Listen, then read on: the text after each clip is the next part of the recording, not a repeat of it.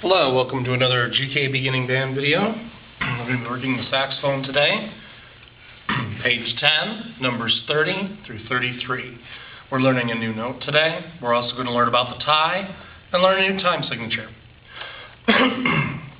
Number 30, the warm-up, you're going to be learning your new notes. Right now we know 5 notes: G, A, B, C, and D. D, of course, uses the octave key in the back where we roll our thumb up. The next note we're going to learn is the E. The E is played the same way as the D, only without the ring finger on the right hand. So you'll play with your thumb, the first 3 fingers of your left hand, and the first 2 fingers of your right hand. We're going to play number 30, the warm-up. They use 3 notes: C, D, and E. Note that there's a fermata at the end, over the whole note at the end of the music. Number 30, warm-up. 1, 2, ready.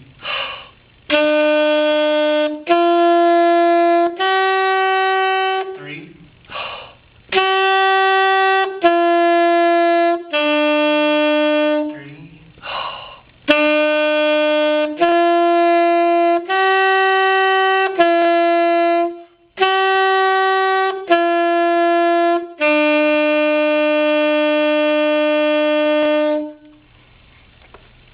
In number 31, you'll notice that we're going to be playing 2 notes, the B and the E. What they want the student to do is to be able to get used to playing one note not using the octave key, followed by a note in which they do employ the octave key.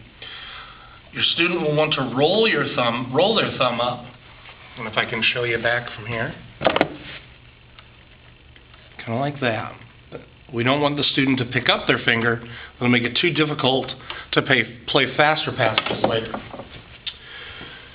So we'll alternate between B and E. Now, another new concept that we're learning in this song is the tie. The tie is a curved line that connects 2 notes of the same pitch. You will then play one unbroken note. For example, in measure 2, you have a half note tied to a quarter note.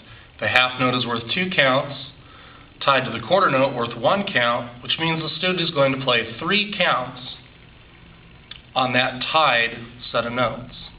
There's a repeat at the end. I will take the repeat. 1, 2, ready.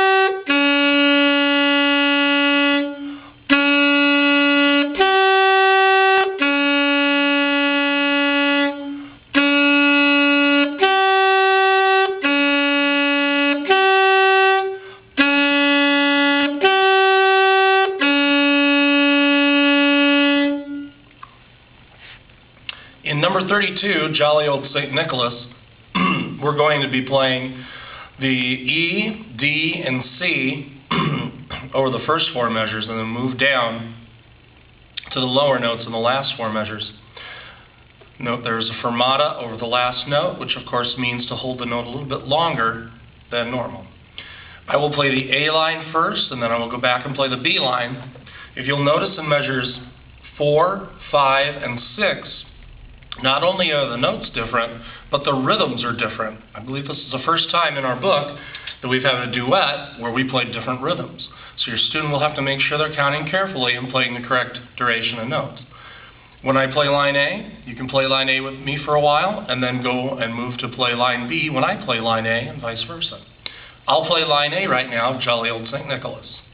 1, 2, ready.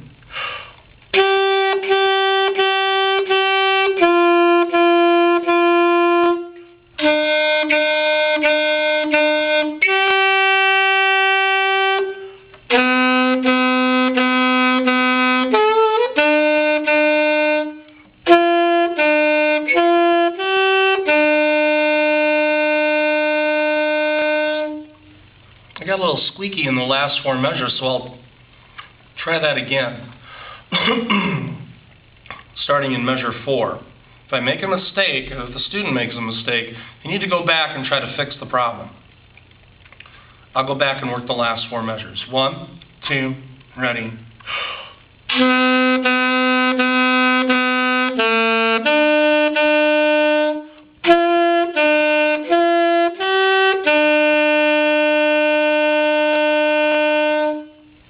Maybe that your student needs to focus on the last two measures, because that involves playing a D and immediately going down to a C, back up to the D and to the new note, the E.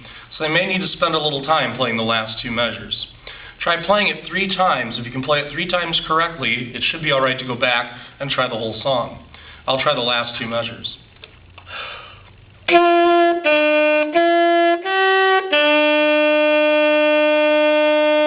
Try it one more time.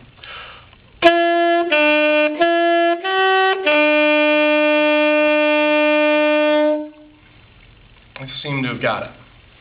Well, now I'll try the B line, starting on a C. 1, 2, ready.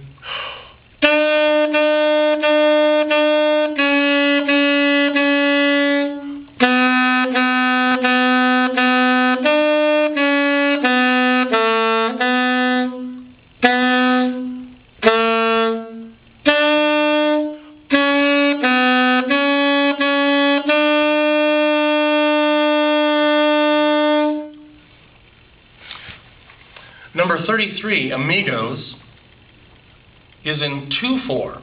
We've been playing in 4/4, or common time, throughout our book so far.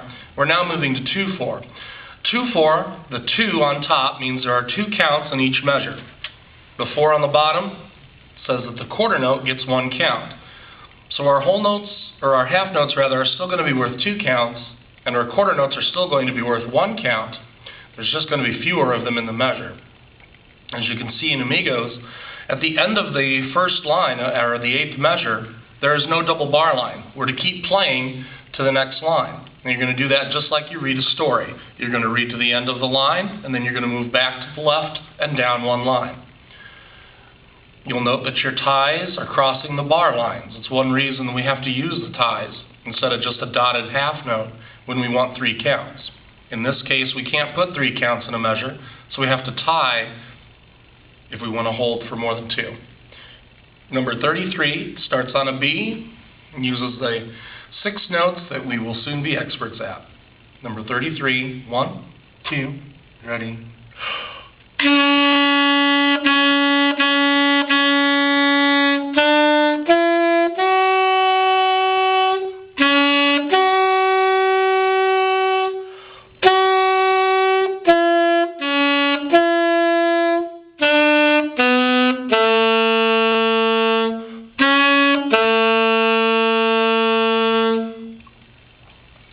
Notice that in Amigos, quite a bit of times we go from the E to the B, just like we did in number 31, tied and true.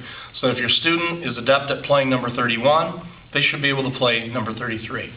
That's the assignment, 30 through 33 on page 10. Have fun practicing on your saxophone this week.